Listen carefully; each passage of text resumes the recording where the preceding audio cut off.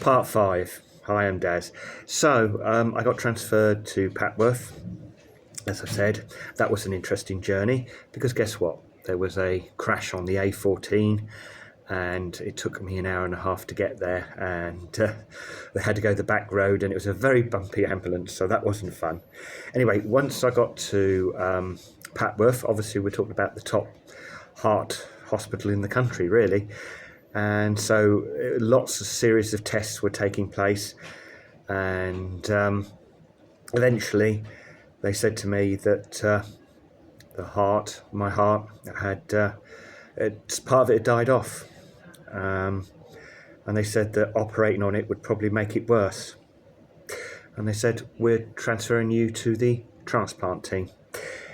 Hearing that news was quite serious because it really, really did then make you think about your life and, you know, how long you've got.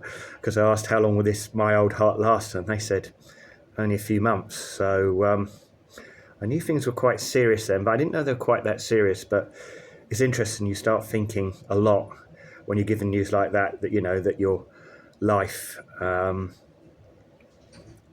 is at risk, seriously at risk. It's not good for your mental health either. I certainly were having lots of negative thoughts, you know, because obviously having a heart transplant, it was one thing finding out I'd had a heart attack, but being told I needed to have a heart transplant, and it's a very, very risky operation, obviously. And there's just so many things going through my head, like what things I haven't done in life, and all my unfinished business and things like that. And I just wasn't feeling very great about it. I somehow felt a bit cheated.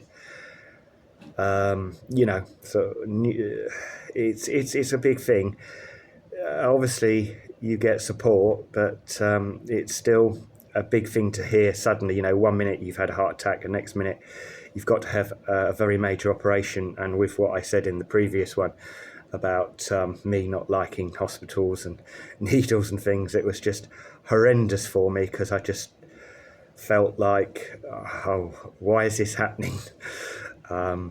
It's really hard hitting that I needed a transplant, and there was 2 times of transplant on the agenda, but I'll talk about that in part number 6. So anyway, if you're interested in watching me, do subscribe.